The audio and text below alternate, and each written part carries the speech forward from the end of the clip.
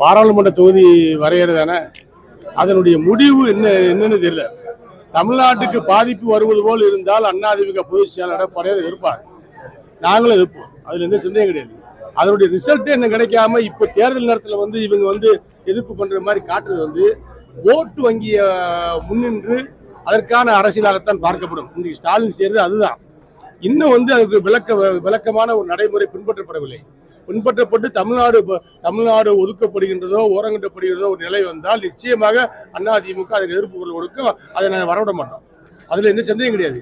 அது எதுவுமே தெரியாம இப்ப எதுக்கு சட்டங்களை எரிப்பது, இதற்காக இப்போதுக்கு சவுண்ட் கொடுப்பதெல்லாம் தேர்தல் நேரத்து மக்களுடைய எண்ணங்கள் மக்கள் மத்தியில் குழப்பத்தை விளைவிப்பதற்கு தான்.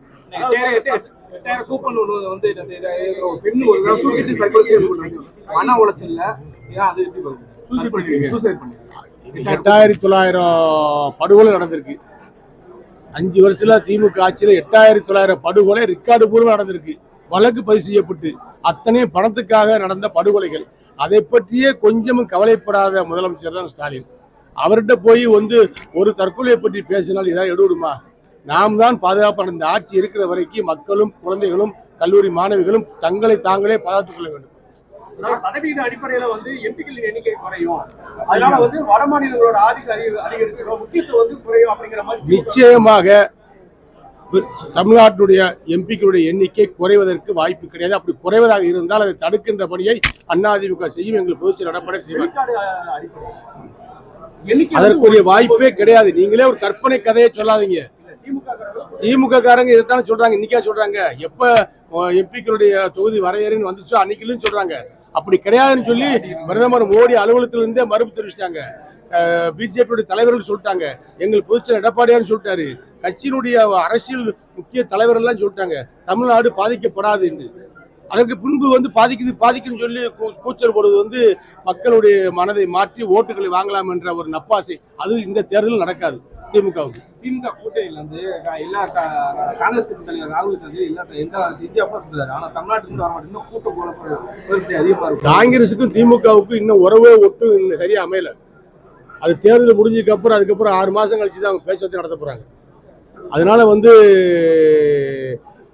காங்கிரசும் திமுகவும் ஒருத்தர் இணங்கி வேலை பார்ப்பதாக தெரியவில்லை. அதுவும் எங்களுடைய வெற்றியை இன்னும் பிரகாசப்படுத்தி இருக்கிறது. அது ஆரம்பத்திலே இது ஒரு இணங்காத கூட்டணி தான் காங்கிரஸ் திமுக கூட்டணி. அதிமுக தலைமையில் அமைந்திருக்கின்ற கூட்டணி பாரதிய ஜனதா கட்சி, அம்மா மக்கள் முன்னேற்ற கழகம், தமிழக மக்கள் முன்னேற்ற கழகம், தமிழ் மாநில காங்கிரஸ், பாட்டாளி மக்கள் கட்சி, பாரதிய ஜனதா கட்சி மிகப்பெரிய கட்சி, ஆண்டுகிட்ட கட்சி, இதெல்லாம் ஒரு பலமான கூட்டணி அமைத்திருக்கிறோம்.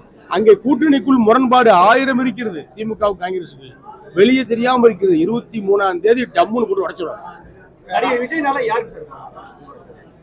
விஜய்னால எந்த கட்சிக்கு பாதிப்பு? அவருக்கு பாதிப்புன்னு சொன்னா திமுக தான் பாதிப்பு. மிகப்பெரிய திமுக பாதிப்பா தான் கருத வேண்டியிருக்கும் மொழியே. எங்களுக்கெல்லாம் பெரிய பாதிப்பெல்லாம் எதுவும் கிடையாது. அதிமுக ஓட்டு வங்கியை யாராலும் உடைக்க முடியாது. ரெட்டலைக்கு போடக்கூடிய ஓட்டுகளோ, தாமரைக்கு போடக்கூடிய ஓட்டுகளோ, குக்கருக்கு போடக்கூடிய ஓட்டுகளோ, இந்த கூட்டணிக்கு போடக்கூடிய ஓட்டுகள் ஒரு ஓட்டு கூட மாறாது. திமுக அமைச்சர் ராஜகண்ணப்பன் மேடையில் சொல்லியிருக்காரு, இபிஎஸ் கூட பிஸ்கொத்து தான் அப்படின்னு வார்த்தை சொல்லியிருக்காரு. இபிஎஸ் கூட இருக்க பிஸ்கொத்து தான் அப்படின்னு ராஜகண்ணப்பன் அங்கேயே அதே வார்த்தையை சொல்லுவாரு. அடுத்து மாறிடுவாருன்னு தெரியல. அவர் எத்தனை இடத்துல போய் எதாவது சொல்லிக்காரு எங்களுக்கு தெரியாதா? இதே திமுக அவர் என்னென்ன சொல்லிக்காருன்னு சொல்லவா? அவர் ஏதாவது சொல்லுவாரு. அவர் போயிட்டே இருப்பாரு.